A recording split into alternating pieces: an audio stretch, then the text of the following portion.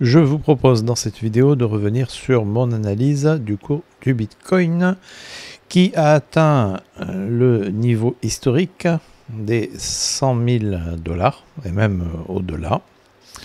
Là, il est en train de corriger quelque peu puisqu'il est redescendu à 99 000 et quelques. Alors, qu'est-ce que l'on peut dire d'intéressant sur le cours du Bitcoin et quels peuvent être les objectifs de ce bull run qui, je vous le rappelle, devrait normalement s'étendre encore sur quelques mois. Alors, la première chose qu'il faut dire, c'est que nous avons eu ici, vous voyez, la formation d'un gap. Alors ici, on est sur les contrats à terme sur le Bitcoin CME. On est en unité de temps weekly. Et ce qui se passe sur cet actif-là, sur ce contrat à terme, sur le Bitcoin, c'est que les week-ends, il arrive qu'un gap soit formé. Alors un gap, c'est un trou. Hein. Vous voyez qu'ici, on n'a pas de bougie. Entre les 77 700 et quelques et les 80 670 à peu près. Donc ça c'est un gap haussier puisque le cours était en train de monter, le cours était à la hausse et ce gap s'est formé au moment de la formation de cette impulsive ici, cette vague 3 en vert. Raison pour laquelle on parle d'un gap haussier. Alors forcément le cours, en tout cas, il est très probable que le cours vienne combler ce gap tôt ou tard. Alors moi ce que je pense c'est que ce gap-là sera comblé lorsque nous serons de nouveau en période de bear market. Alors j'y reviendrai tout à l'heure. Ça s'est déjà produit d'ailleurs par le passé. Vous voyez par exemple ici nous avons eu ce gap-là qui est bien visible. Et le cours n'est pas venu le combler tout de suite, hein, puisqu'on a eu la formation de cette vague 3, puis ensuite 4. Et vous voyez que la vague 4, alors qu'on n'en était pas très loin, elle n'est pas allée combler ce gap haussier. Mais le cours est reparti à la hausse. Par contre, lorsque nous avons eu la longue période de bear market, eh bien, vous voyez que le cours est venu combler là, puisqu'il est allé chercher les 14 900 et quelques dollars. Alors d'ailleurs, soit dit en passant, vous voyez qu'ici, entre la TH et le bottom, eh bien, vous pouvez constater qu'ici, le cours a corrigé à hauteur de moins 78,48%. Donc bon, on va arrondir à moins 78%. C'est moins que les autres fois. On constate que pendant les bear markets, au fil du temps, le cours corrige certes, mais il corrige de moins en moins. Ça, c'est à prendre en considération a priori pour la suite. Alors, ce que l'on peut dire aussi ici, c'est que nous avons la formation ici d'une forte zone de résistance. Alors, plus exactement, vu qu'on est passé au-dessus, il s'agit d'un support. Et on peut tout à fait imaginer que lors de la prochaine période de bear market, le cours vienne prendre appui sur cette zone de support. Nous avons ici, donc ça c'est Ichimoku, la SSB qui constitue la principale zone de support ou de résistance. Et vous voyez qu'ici, on a des plats SSB. Alors, on a ce plat-là qui s'aligne avec celui-ci. Donc là, on a une belle zone de support. Et puis, vous voyez qu'ici, on en a de nouveau donc deux zones de support, avec ce long plat SSB. Un petit bout ici, là. Et cela correspond d'ailleurs avec, lorsqu'on utilise ce retracement de Fibonacci, vous voyez qu'on est précisément entre les 61,8 et les 78,6. Alors ici on est en mode logarithmique, c'est pas tout à fait la même chose que lorsqu'on est en mode régulier. Et c'est à prendre en considération, mais en tout cas par rapport à l'analyse que je fais de cet actif financier, eh bien là, cet indicateur, retracement de Fibonacci, en mode logarithmique, sur le Bitcoin, s'avère particulièrement précis et significatif. Et lorsque ici je lis une zone de support qui est très forte, qui est très importante, eh bien, je ne peux qu'en tenir compte pour la suite. Alors la suite, précisément, ça serait quoi? Alors là, a priori, il nous reste plusieurs mois avant la TH, avant la pointe de la bulle, qui peut arriver, vous voyez, aux alentours de avril-mai 2025, ça peut être après comme ça peut être avant.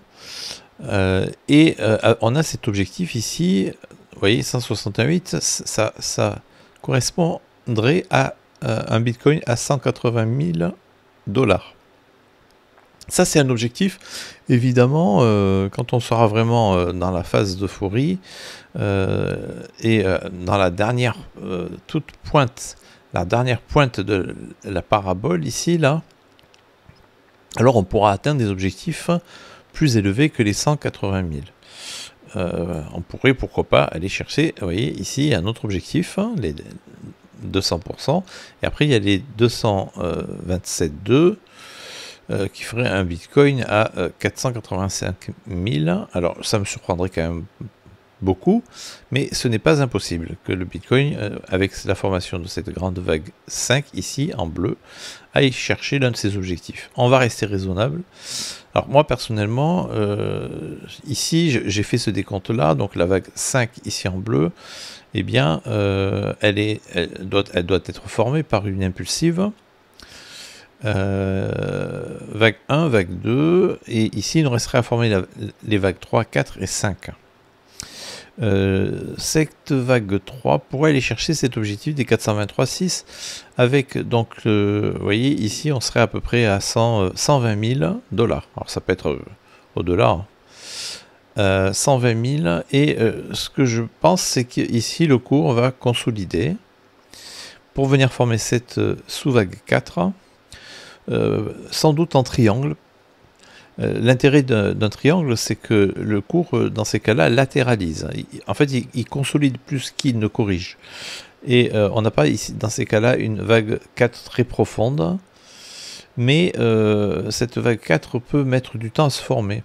Et ce que je considère, c'est que c'est lors de la formation de cette vague 4 que nous aurons, eh bien, la poursuite de la halte saison, puisque je considère que nous sommes déjà entrés dans la halte saison, mais qu'elle doit se poursuivre encore plusieurs mois, et il va être important ici que le cours latéralise pour venir former cette ultime vague 4, pour ensuite enfin venir former notre vague 5 qui pourrait amener le cours du Bitcoin jusqu'aux 180 000 $. En tout cas, moi, personnellement, c'est l'objectif raisonnable que je vise pour ce bull run.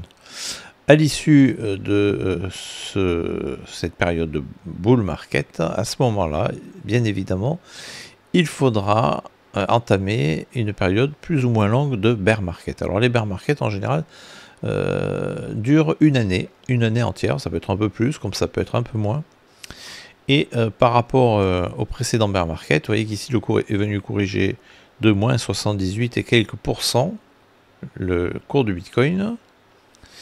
Et les fois d'avant, lors des précédents bear market, alors c'était plus que ça, hein, c'était 85%, j'ai plus les chiffres exacts, en tout cas c'était légèrement plus élevé. Donc on peut considérer que là, la correction est de moins en moins importante. Elle reste importante, mais elle diminue. Ce qui me fait dire que lors de ce bear market, je verrai bien un Bitcoin venir chercher cette zone de support. Ouais, c'est aussi simple que ça. Auquel cas, vous voyez qu'ici le cours pourrait corriger. Alors si le cours devait corriger à moins 73%, à ce moment-là, on aurait un Bitcoin à 50 000 $. Maintenant, s'il devait corriger jusqu'au bas de cette zone de support, À ce moment-là, on viendrait chercher les 40 et quelques mille dollars et le cours viendrait corriger à hauteur de moins 78 et quelques %.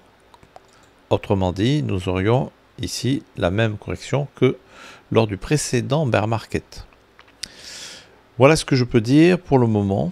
Et j'en viens maintenant à mon analyse du cours non plus du Bitcoin, mais de Total 2. C'est-à-dire, alors ici c'est le crypto Total Market Cap, à l'exception du Bitcoin. Donc c'est Total 2. Et nous voyons ici que le cours suit la même structure, à quelques détails près que celle du Bitcoin. Donc ça c'est intéressant de le constater, ou que celle d'ailleurs aussi de l'Ethereum.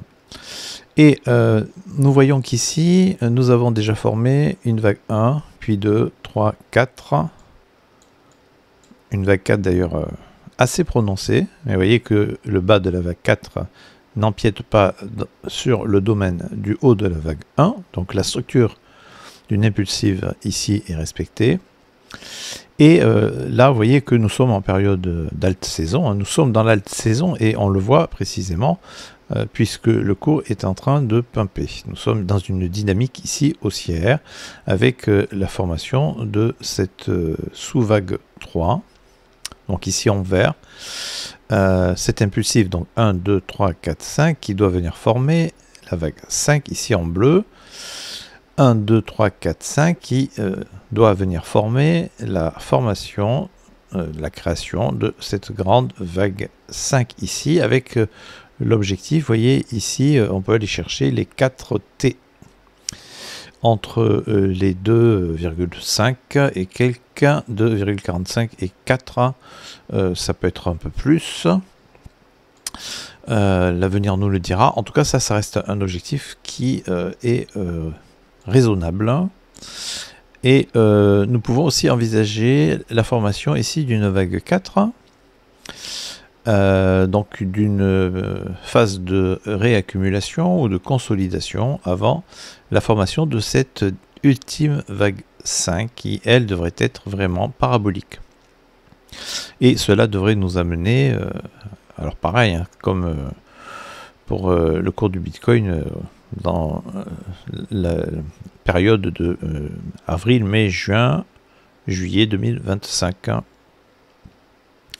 voire au-delà. Je vous rappelle que cette chaîne YouTube est en partenariat avec l'exchange BitGet, dont vous trouverez un lien d'affiliation en description de cette vidéo.